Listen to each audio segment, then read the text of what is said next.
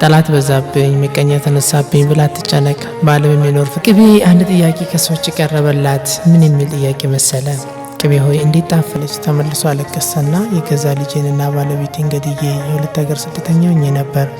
ወይኔ የእግዚአብሔር ምሕረት ቸርነት የምትጠባበቁ እህት ወንድሞቼ በያላችሁበት ቦታ ሰላም እግዚአብሔር ይብዛላችሁ። በዛሬው ዕለት ይዤላችሁ የመጣሁት አንድ አባት ከሚናገሩት ንግግርና ከጻፉት መጽሐፍ ውስጥ ያገኘሁትን እናንተም ተማሩበት ዘንድ ይዤላችሁ ቀርቤያለሁ። ወንድማዊ ምክር ልምከራችሁ። ወንድሜ ሆይ በልተህ ስትጠግብ ረሃብን፣ እንቅልፍና ስንፍና ስታበዛ ድህነትን፣ ስትሾም መሻርን፣ ስታገኝ መልሰህ ማጣትን፣ ስትፈቀር መጠላትን፣ በሕይወት ስትኖር መሞትን ፈጽሞ አትርሳ። ወንድሜ ሆይ ለሞተው ዘመድ ከማልቀስ ይልቅ በሕይወት እያለ በኃጢአት ወድቀው ንስሐ ላልገባ ወዳጅ አልቅስ። ምክንያቱም ልብስ ካደፈ የግድ መታጠብ አለበት።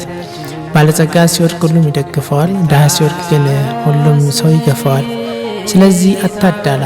ክርስቶስ ወደዚህ ዓለም መጥቶ ስጋውን ቆርሶ ደሙን ያፈሰሰው ለሁሉም ነውና። ጠላት በዛብኝ ምቀኛ ተነሳብኝ ብላ አትጨነቅ። በዓለም የሚኖር ፍጥረታት በሙሉ ምቀኛና ጠላት ያጣ ተቃራኒ የሌለው ፈጽሞ የለምና። በአንተ ብቻ አይደለም ምቀኛ የሌለው እንዳውም አይነቃምና። ክፉ ጎረቤት ዕቃ ያስገዛል እንዲሉ በማንኛውም ነገር ቢሆን ሞት አይቀርም። ስምህ ግን ክፉም ሰራ መልካም አይከበርም።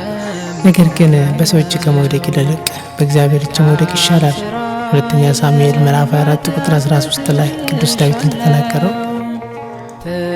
ለአፍህ መሐላን አታልምደው፣ የእግዚአብሔርን ስም በከንቱ አትጥራ። እውነት ከሆነ እውነት፣ ሐሰት ከሆነም ደግሞ ሐሰት በል እንጂ ፈጽመህ አትማል። በዚህ ዓለም እጅግ ሀብታም ሆኖ በጭንቀትና በሀሳብ ከሚኖር ባለጸጋ ይልቅ ጭንቀት የሌለበት ድሃ ይሻላል። ጎመን በጤና እንዲሉ አበው። ቀን በስራ ላይ ሌሊት ባልጋ መንገድ ስትሄድ በመንገድ ላይ የሚጠብቅ እግዚአብሔር ነውና፣ ማታ ስተኛ ጠዋት ደግሞ ስትነሳ እግዚአብሔር አምላክህን መለመንና ማመስገንህን ፈጽሞ አትዘንጋ። በዝናብ አብቅሎ በፀሐይ አብስሎ በንፋስ ለይቶ ለስጋ የዕለት ጉርስ የዓመት ልብስ የዕለት መጠለያ ሰጥቶ ሳለ አነሳ ብለህ እንደ ፍየል ሳይሆን እንደ በግ ዝቅ ብሎ የበታችንን መመልከት። ምክንያቱም ጫማንና መነጽር አጣው አትበል፣ እግርና ዓይን የሌላቸውን እያየ አምላክህን አመስግን ነውና። ወደቅኩ ብለም አትዘን። ደግ ሰው ከሆንክ ከወደቅ በኋላ ትነሳለህ። ተነሳውን ብለህ እጅግ አትመካ። ክፉ ሰው ከሆንክ ከተነሳ በኋላ ተመልሰህ ትወድቃለህና። የተደረገውን ነገር ተናገር እንጂ ገና ስለሚሆነው ነገር አትናገር። ሌሎችም ሰዎች ወደፊት ስለሚሆነው ነገር እርግጠኛ ሆነው ሲነግሩ አትመናቸው። ምክንያቱም ክፉ በክፋቱ እንደሚጎዳ ሁሉ ደግ በደግነቱ እንደሚጠቀም የታወቀ ነውና። መልካም ስራ እየሰራ ወደፊት የሚሆነውን ነገር ጠብቅ። ለሁሉም ጊዜ አለው አይደለም የሚለው ጠቢቡ መክብብ ምዕራፍ 3 ቁጥር 1 ላይ። ነገር ሁሉ ጊዜው ሲደርስ ግድ ይፈጸማል እንጂ ያለ ጊዜው የሚሆን ነገር የለምና አትቸኩል። የረጋ ወተት ቅቤ ይወጣዋልና። ለቅቤ አንድ ጥያቄ ከሰዎች ቀረበላት። ምን የሚል ጥያቄ መሰለ? ቅቤ ሆይ እንዴት ጣፈጥሽ ተባለች። የቅቤ መልስ ረግቼ ያውም ተገፍቼ እንጂ ዝም ብዬ አይደለም አለች ይባላል። አንተም አንድን ጥሩ ነገር ለማግኘት ከቅቤ መማር ይኖርብሃል። ለብዙ ተድላና ደስታ አትጨነቅ፣ ለሰው መራራትና ደግነትን ታጣለህና። ስለዚህ ተድላና ደስታ መጠን ይሁን። እድሜህን በሙሉ ያለ ሀዘንና ያለ መከራ በደስታ ብቻ ለመጨረስ ፈጽሞ አትችልም። ሀዘንና ደስታ በሰው ባህሪ በአንድነት ተዋህዶ የሚኖሩ ናቸው። በእድሜ እኮ ሙሉ ሁለቱም በየተራ ሲፈራረቁ ታገኛቸዋለህ። ካልሞትክ በስተቀር ከሀዘንና ከጭንቀት ፈጽሞ አትድንም። አንድ ሰው ተወልዶ ባደገበት ሚስት አግብቶ ልጆችን ወልዶ በኖረበት ሀገር እጅግ ደኸየ፣ ጎሰቆለናም አጣም።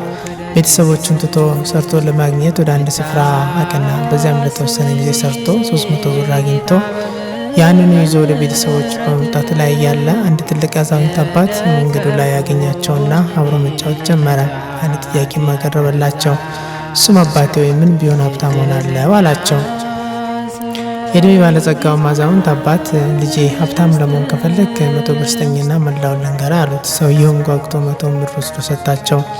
እሳቸውም ልጄ በአቋራጭ መንገድ ፈጽሞ አትሂድ አሉት። እሱም ተናዶ ይህንን ሳይሆን የፈለግኩት ሀብትን እንጂ መቼ የቸገረኝ አላቸው።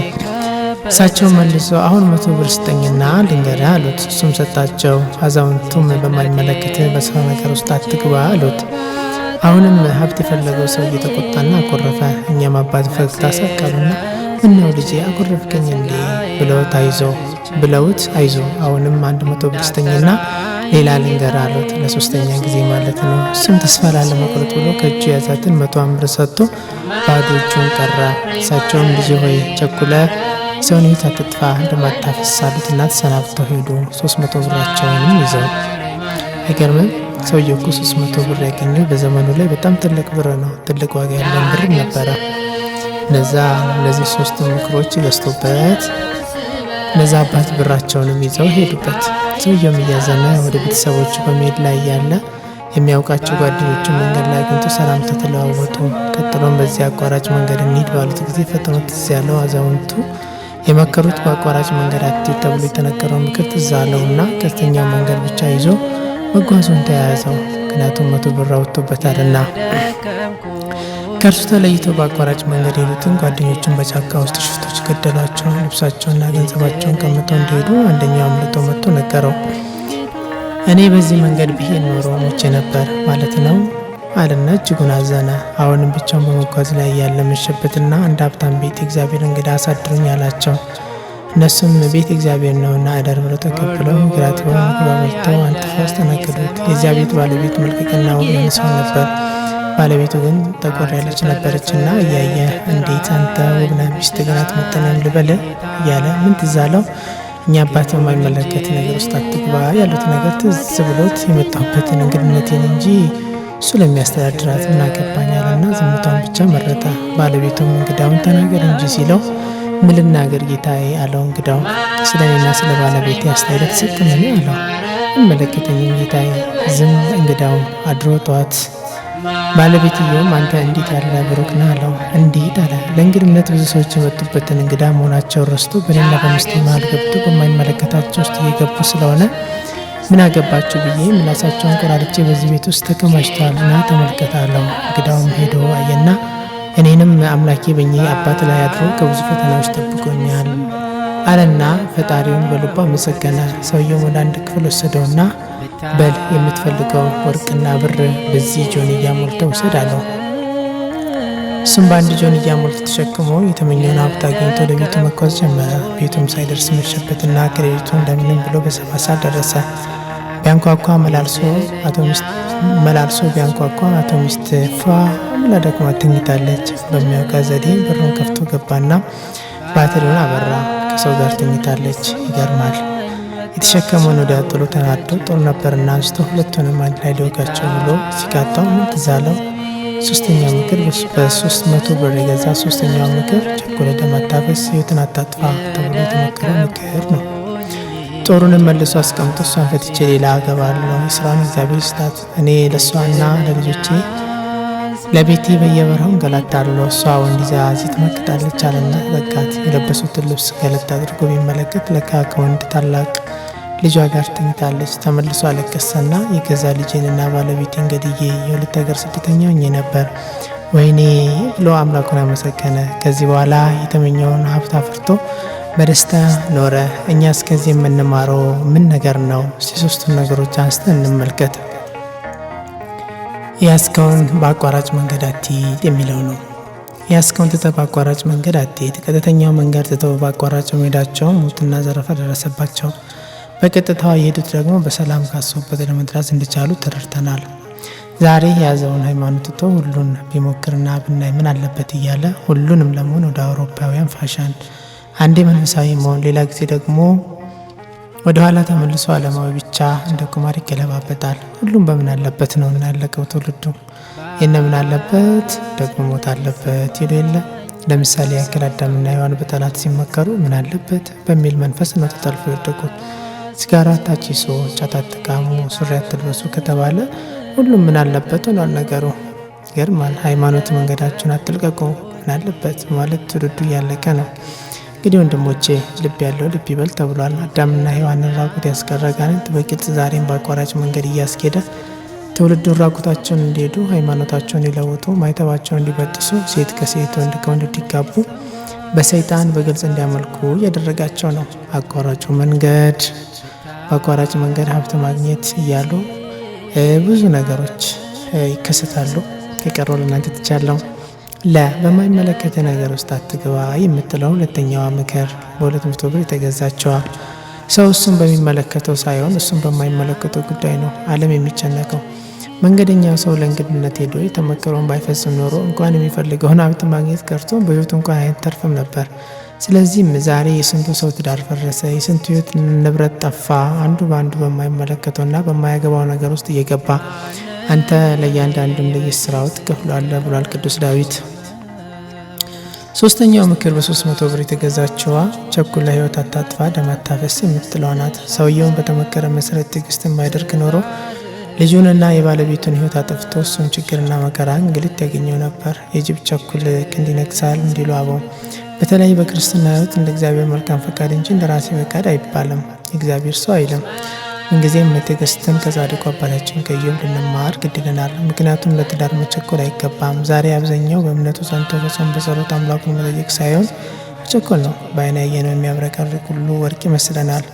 ችግሩ ግን በኋላ ላይ ተስፋ መቁረጥና መማረር ይሆናል። ታሞ ከመማቀቅ አስቀድሞ መጠንቀቅ እንደተባለው ያለ መቸኮል ነው ትልቁ መፍትሄ። በዮሐንስ ወንጌል ምዕራፍ 15 ቁጥር 5 ላይ ጌታችን ኢየሱስ ክርስቶስ እንዲህ ይለን የለ ያለ እኔ ምንም የምታደርጉ ከቶ አንዳች ነገር አትችሉምና። ሁሉም ነገር በጊዜውና በሰዓቱ የሚፈጸመው በእርሱ በጌታችን በኢየሱስ ክርስቶስ ብቻ ነው። አንዳንዶች በጊዜያዊ በሽታ ሲያዙ እምነታቸው ለውጦ ከመቸኮል የተነሳ ወይ ድኑ ወይም ላይድኑ በስጋም በነፍስ አይጠቀሙ ይቀራሉ። ምንም ቢሆን ደግሞ ሞት አይቀርም። እዚያም ሄዱ እዚህ። ችግሩ ግን ከሁለት ቢት የምትበላ ውሻ በመሀል ጅብ ይበላታል እንደተባለው ነው። ስለዚህ ከመቸኮል ረጋ እንበል። ለኃላፊው ዓለም በችኮላ ሃይማኖታችሁን አቃላችሁ ለትዳር ብላችሁ እግዚአብሔርን እንዳታሳዝኑ። እህት ወንድሞቼ እግዚአብሔር አምላክ ምሕረቱን ቸርነቱን ፍቅሩን በረከቱ ረድኤቱን የሚያበዛልን ዘንድ እርሱ መልካም ፈቃድ ይሆንልን። በዚሁ አጋጣሚ አካውንታችንን ሰብስክራይብ፣ ላይክ በማድረግ ሌሎች የሚቀጥሉ መንፈሳዊ ትምህርቶችን አብረን የማጋራችሁ ይሆናል። እግዚአብሔር አምላክ ሀገራችንን ይጠብቀን፣ እኛም በሃይማኖት ተጸጥተን መንግስቱን እንወርስ ዘንድ መልካም ፈቃድ ይሆንልን። ቴንኪዩ። ታጥቦ የማይነጻ ደካማ መሆኑን እኔ ሳውቅሃለው ቸርዱ ጌታዬ፣ ታብስልኛለ ከዓይኖች እንባዬ። ማረኝ ማረኝ ማረኝ ይቅር በለኝ፣ ማረኝ ማረኝ ማረኝ ይቅር በለኝ። ዳግም ስትመጣ በመንግሥት አስበኝ ጌታዬ አስበኝ። ባዶነት ቢሰማኝ መጣው ከደጅም ብታስበኝ ብዬ ጌታ በምሕረት የደከምኩኝ እኔ በኃጢአት ብዛት ልጅ ነኝ አስበኝ ጌታ በመንግሥት።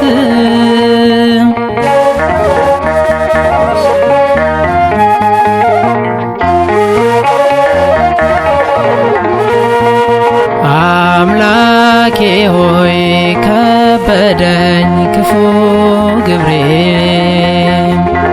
ልጅነቴን ትቼ በኃጢአት መታሰሬ፣ ነፍሴ ረስቼ ለሥጋዬ አርልቼ እንዳጠራኝ ጌታዬ ነፍሴን አራቁቼ። ማረኝ ማረኝ ማረኝ ይቅር በለኝ፣ ማረኝ ማረኝ ማረኝ ይቅር በለኝ። ዳግም ስትመጣ በመንግሥት አስበኝ ጌታዬ አስበኝ። ባዶነት ቢሰማኝ መጣው ከደጅ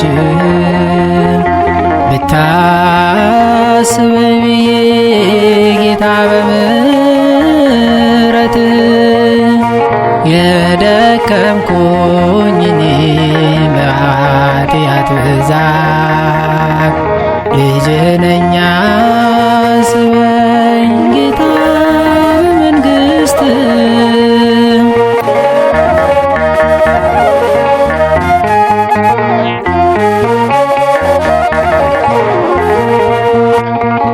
በሁሉ ቦታ ያለ የሰማይ የምድር ጌታ አንስተ ለጽድቅ ጥራኝ ትችላለህ ጌታ ግብሩን እንጂ አጠላም ኃጢአተኛውን ለክብር አብቃኝ እኔ በደለኛው ማረኝ ማረኝ ማረኝ ይቅር በለኝ ማረኝ ማረኝ ማረኝ ይቅር በለኝ ዳግም ስትመጣ በመንግሥት አስበኝ ጌታዬ አስበኝ ባዶነት ቢሰማኝ መጣሁ ከደጅ ብታስበኝ ብዬ ጌታ በምሕረት የደከምኩኝ እኔ በኃጢአት ብዛት ልጅህ ነኝ አስበኝ ጌታ በመንግሥት ባዶነት ቢሰማኝ መጣሁ ከደጅ